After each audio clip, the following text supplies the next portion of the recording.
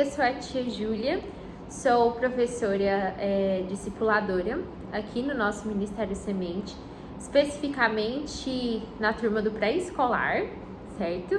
Eu também sou professora de História em um colégio batista aqui em Goiânia e também, sou escritora de material didático de História e de Geografia de uma editora dos Estados Unidos. Hoje eu estou aqui com vocês para falar um pouco sobre o Sermão do Monte, um pouco sobre as bem-aventuranças especificamente nesse bloco dessa aula. Nós teremos 4 aulas onde nós falaremos sobre o Sermão do Monte de forma específica.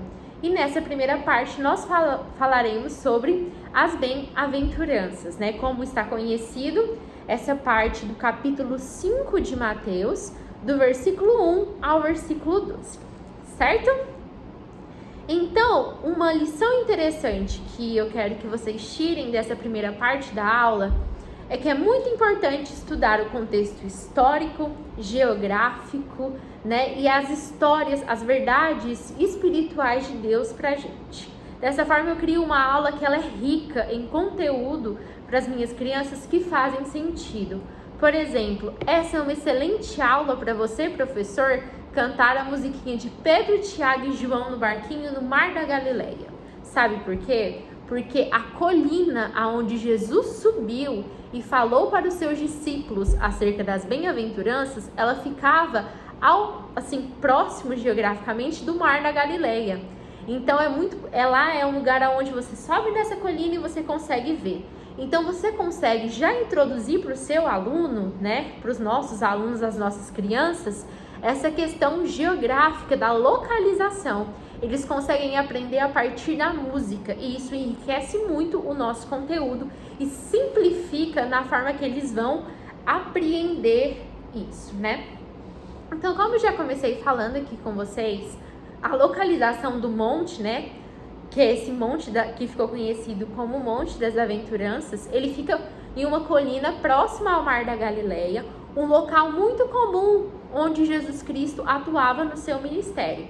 Para vocês terem uma noção de como essa região, ela era muito, comum, para Jesus Cristo e seus discípulos, no Mar da Galileia nós temos a pesca milagrosa, onde Jesus fala para os seus discípulos jogarem a rede do outro lado, depois de uma tentativa frustrada deles, lembrando que ambos os discípulos que estavam lá, Pedro, Tiago e João, eles eram pescadores e depois de obedecerem à voz de Jesus, eles obedeceram à voz de Jesus. Um ponto muito importante, eles conseguiram pescar esses peixes.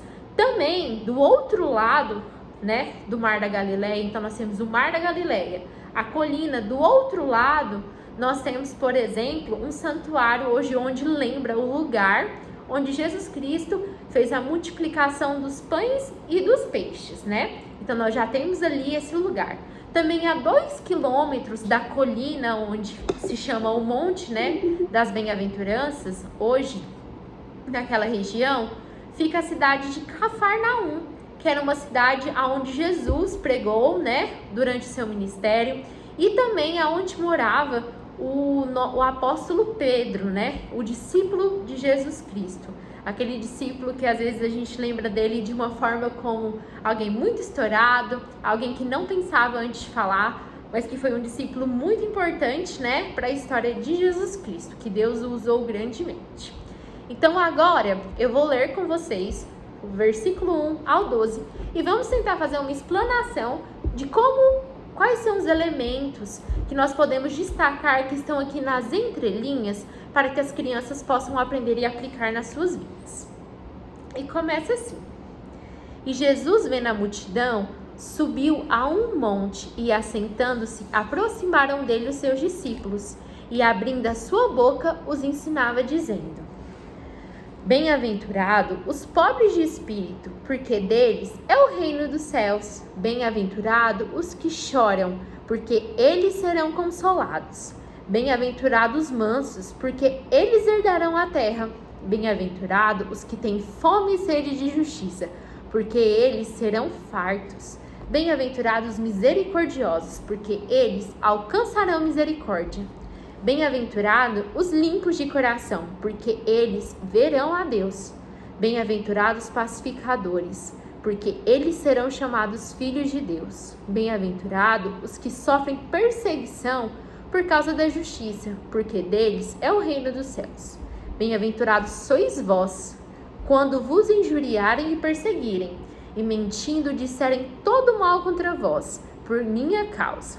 Exultai e alegrai-vos, porque é grande o vosso galardão nos céus, porque assim perseguirão os profetas que foram antes de vós. Né? Então aqui, nessa passagem, é muito rica, tem muito conteúdo, tem muita verdade bíblica para trabalhar com as crianças, independente da faixa etária. Então eu já falei para vocês sobre essa questão da localização geográfica, que pode ser trabalhada a partir da música. E a gente pode também trabalhar sobre coisas do dia a dia das crianças, agora se relacionando mais a crianças menores, né? Um pouco mais para frente eu vou detalhar um pouco isso, né? Uma característica que, independente da idade das crianças, nós podemos trabalhar é que o texto começa assim: e Jesus, vendo a multidão, subiu a um monte, e assentando-se, aproximaram dele os seus discípulos, e abrindo a sua boca os ensinava, dizendo. Então, Jesus, ele não se virou para a multidão e falou com ela. Jesus falou para aqueles que estavam perto dele. Às vezes, para a gente ouvir, às vezes não. Sempre, quando eu preciso ouvir a voz de Jesus, eu preciso estar perto de Jesus.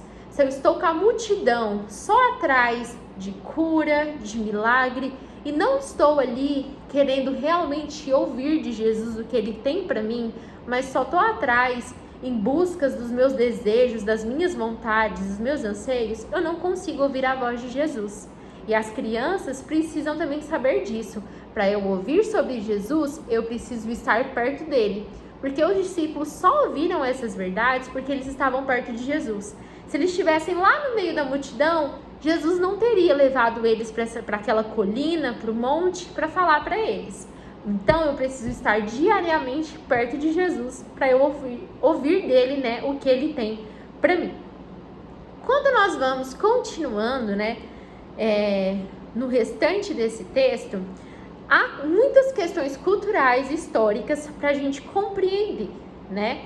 Primeira coisa, Jesus, ele se apresenta para os seus discípulos enquanto um profeta, porque naquela época, né, do seu povo, em toda a história e a tradição judaica, as pessoas se apresentavam, né, os profetas de Deus se apresentavam como a voz de Deus. E Jesus, ele se apresenta como esse profeta, como aquele que tem uma mensagem de Deus para o seu povo. Por exemplo, em Libras, né? O sinal de profeta em Libras é esse aqui, ó. Alguém que vem e avisa. É como se fosse Deus avisando uma pessoa, dando uma nova, né? Dando uma notícia. E eu, como profeta, estou repassando para outra pessoa. Então, nessa parte, nós vemos essa divisão ontológica de Cristo.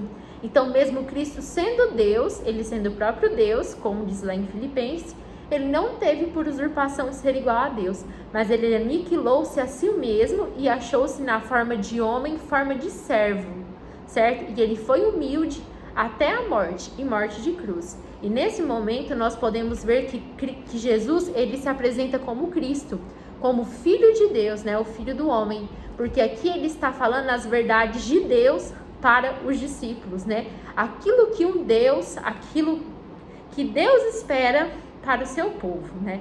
Uma outra característica, quando nós lemos as bem-aventuranças, é que essas bem-aventuranças, elas não falam só de nós. Então, legal. Jesus quer que eu seja misericordioso, Deus quer que eu seja misericordiosa, Ele quer que eu seja pacificadora, né? Não, Ele quer que eu seja mansa. Não só isso, mas quando eu leio, eu conheço quem é Deus, certo? Porque aqui Jesus está demonstrando quem é Deus, que Deus é manso, que Deus, ele trata todos com justiça, que Deus, ele vê o coração. Então Deus, ele nos conhece, né? É isso que está dizendo, que Deus, ele é um pai, que ele vê o nosso coração, a nossa alma, o nosso íntimo, o nosso âmago. E não apenas a religião, né? E os nossos atos de justiça que nós pensamos que nós temos. Então aqui Jesus está mostrando que Deus, ele vai além da religião, ele olha para dentro do nosso coração. E isso é uma questão para a gente trabalhar com as crianças. Que às vezes, quando a gente faz uma coisa para parecer que nós somos bonzinhos ou certinhos, às vezes é só algo passageiro que vai ficar aqui, que não vale nada para Deus. Porque Deus, ele vê o nosso íntimo, o nosso coração. E nós podemos enganar todas as pessoas ao nosso redor, mas nós nunca enganamos a Deus. Porque Deus, ele sabe, ele conhece o coração de cada um de nós, certo? E aqui também, quando nós lemos, é como se fosse um eco, né? Por que um eco? Se nós formos analisar a Bíblia de Gênesis a Apocalipse, nós podemos perceber que a Bíblia toda está falando sobre um único e verdadeiro Deus que apresenta a salvação para a humanidade a partir de Jesus Cristo. Em tudo que nós lermos existe uma verdade bíblica que aponta para a cruz, não é isso? Nós somos cristãos, nós acreditamos nesse sacrifício remidor, salvífico de Jesus Cristo. Então, quando você lê aqui, é um eco de toda a tradição do resto da Bíblia, né? De outro. É claro que, particularmente, aqui tem muita relação com os escritos de Isaías, de Jeremias, né? De outros profetas, mas principalmente desses dois. Então, a Bíblia, ela não é um monte de textos desconexos, né? Jesus Cristo, tudo que está nesses livros que formam a Bíblia, eles fazem sentido e nos mostram Jesus Cristo, o único e suficiente Salvador de toda a humanidade, né? Uma outra questão também que a gente pode ver é que Cristo, ele não articula só com a tradição judaica. Então, ele não se apresenta só como profeta, não só dá continuidade aos escritos de Isaías e Jeremias, mas ele também se apresenta como um mestre temporal. A gente tem que lembrar que naquela época o povo de Israel, né, os judeus, não os judeus assim de forma específica, mas os israelitas, eles estavam sobre o domínio de Roma, né? Então Roma, ela tinha o seu império e, querendo ou não, eles estavam sobre esse domínio. Então, quando Cristo, ele articula, ele faz essa ligação com a filosofia romana e grega da época, que também tinha uma imersão dentro daquela comunidade onde Cristo vivia. É claro que não era em grande escala, era menor, mas tinha. Então, por exemplo, quando Cristo, ele fala que tem muito dessa questão da época de você chamar as pessoas para olharem para dentro de si, para analisarem as suas vidas a partir de uma cosmovisão virtuosa. E isso faz muito parte, por exemplo, dos escritos de Platão, de Aristóteles, de outros filósofos que são, né, daquele mesmo período onde Jesus Cristo exerce o seu ministério, né, e que também vão influenciar no pensamento daquele povo, né. Então, a gente consegue perceber essa questão em Jesus Cristo quando a gente lê aqui. Então, não é só reconhecer quem é Deus e o que ele espera de mim, mas também uma análise, que a partir de pontos virtuosos, né, você possa analisar a si mesmo. E isso também fazia muito parte da filosofia grega e romana da época, tá bom? Quando nós vemos isso, uma coisa também que nós temos que ter em mente é que os discípulos em si, e grande parte da população, eles não eram alfabetizados, né? Eles não liam, né? Então, quem lia a lei, por exemplo, era um sacerdote, né? Eles iam nas sinagogas e os sacerdotes liam trechos da Torá ou então dos livros históricos para eles. Então, eles não tinham acesso direto às palavras do Antigo Testamento como nós temos hoje, né? Então, Jesus Cristo fala com seus discípulos a partir de uma tradição oral. Então, a gente consegue ver isso, né, no seu ministério. O único momento onde a gente lembra que Jesus Cristo teve contato com coisas escritas é o momento onde ele está com a mulher, né, a pecadora, que ele chega e começa a escrever no chão, né? E uma outra quando ele é criança e ele vai na sinagoga, e acho que ele tem ali por volta dos seus 12 anos, se eu não me engano, e ele vai e ensina os doutores da lei. Então, esses são os dois momentos que a gente consegue ver aqui na Bíblia que ele tem contato com uma tradição escrita. Fora isso, Jesus ele tem um ministério oral, ele fala com as pessoas diretamente, né? E ele é um mestre que instrui os seus discípulos. Ele senta com seus discípulos em uma coluna e ele fala as verdades para ele, né? Ele instrui a partir dessa fala com eles. E isso é bastante interessante para nós podermos analisar. Agora aqui, por exemplo, quando a gente vai ler com as crianças, aqui tem uma questão, por exemplo, no versículo 4. Bem-aventurados que choram, porque eles serão consolados. Isso, quando a gente lê, parece que é algo que para nós, adultos, tem um significado, mas para a criança tem outro, né? Então, por exemplo, a gente pode usar o exemplo para criança. Sabe quando você tá chorando e você tá lá e vem a mamãe ou o papai e te consola, fala que vai ficar tudo bem, né?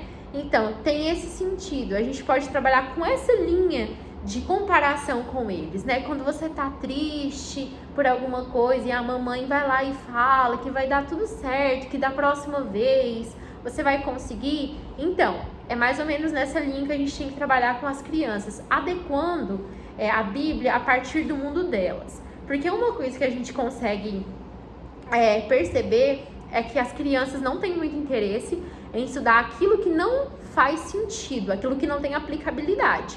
E isso é que somos com nós adultos também, né? Se você não vê um sentido naquilo, aquilo tanto fez, tanto faz.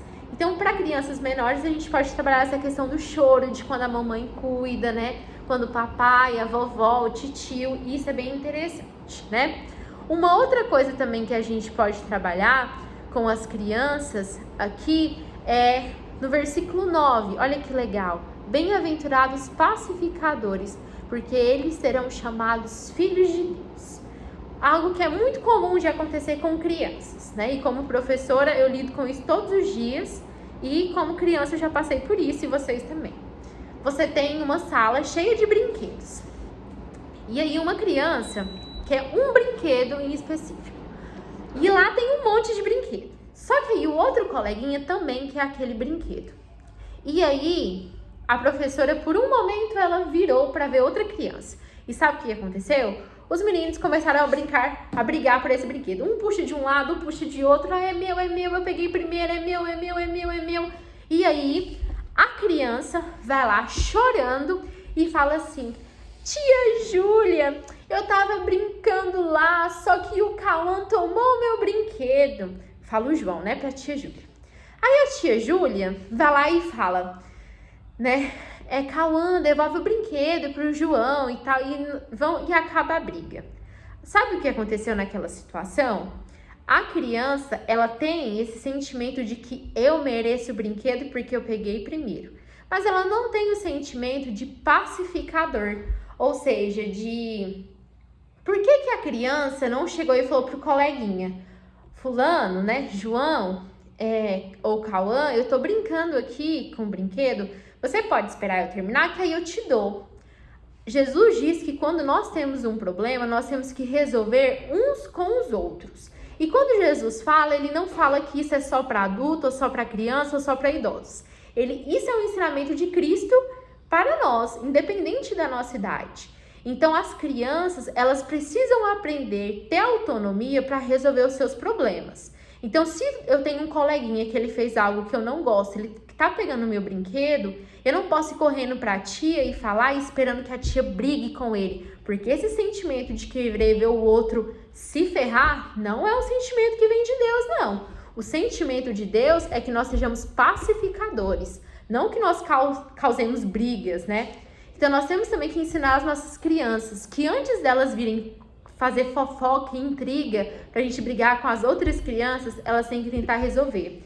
Então, eu falo primeiro pro meu colega, eu tô brincando agora, você pode esperar? Ou então, brinca aqui e depois me dá, certo? Porque senão, eles vão crescer crianças mimadas, que não conseguem resolver os seus problemas e vão ficar frustrados, porque eles não têm essa autonomia. Então, isso também é algo que dá pra gente trabalhar. É claro que tem muito que trabalhar nesse texto.